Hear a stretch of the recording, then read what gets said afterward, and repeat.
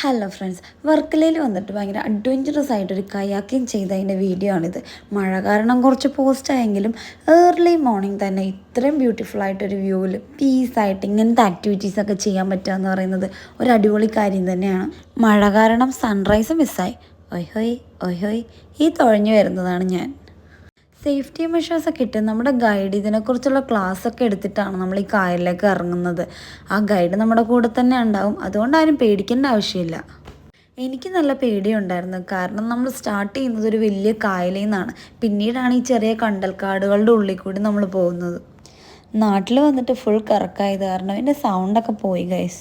ശരിക്കും ഈ കയാക്കിങ് എനിക്കൊരു അഡ്വഞ്ചറസ് ആയിട്ട് തന്നെയാണ് തോന്നിയത്. കാര്യം ഈ കണ്ടൽക്കാടിൻ്റെ ഉള്ളിലൂടെ പോകുമ്പോൾ ശരിക്കും നമ്മൾ അനാക്കോണ്ട മൂവിയിലൊക്കെ കാണുന്ന പ്ലേസ് പോലെ തന്നെയാണ് എനിക്ക് തോന്നിയത്. സോ അങ്ങനെ എന്തെങ്കിലുമൊക്കെ വരുമോ എന്നുള്ളൊരു ടെൻഷൻ എനിക്കുണ്ടായിരുന്നു.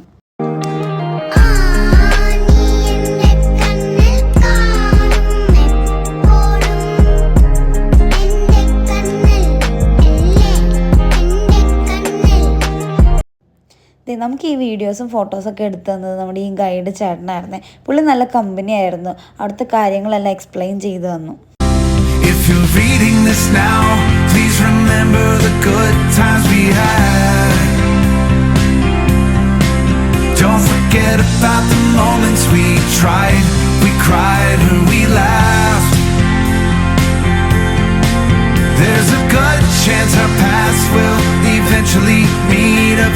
പിന്നെ ഗൈസ് ഒടുവിൽ sun kissed me guys, sun kissed me.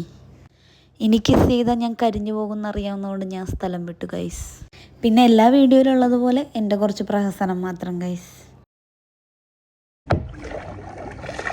ഞാൻ വീണ്ടും പോയി ചേട്ടാ.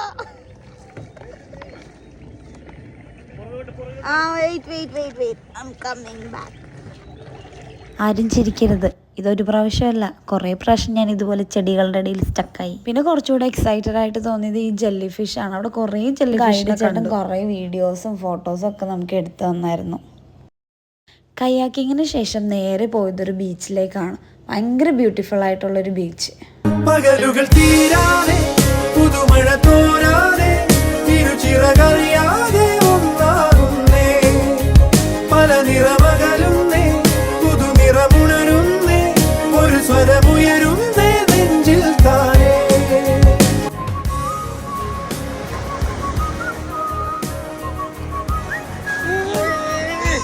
അവിടെ ചെന്നതിനിപ്പോൾ കുറേ നാളായിട്ട് വെള്ളം കാണാത്തവരെ പോലെ ആയി ഞാൻ. ബീച്ചിൽ ഇങ്ങനെ എൻജോയ് ചെയ്യാൻ ഇഷ്ടമല്ലാത്ത ആരാളേ ഉള്ളത്. എൻ്റെ അമ്മേനെയും കൊണ്ട് ബീച്ചിൽ പോകാൻ പറ്റില്ല ഗൈസ്. കാര്യം കാലൊന്ന് നനയ്ക്കുമ്പോൾ തന്നെ പറയും മതി മതി, അത്രയും പോയാൽ മതിയെന്ന്.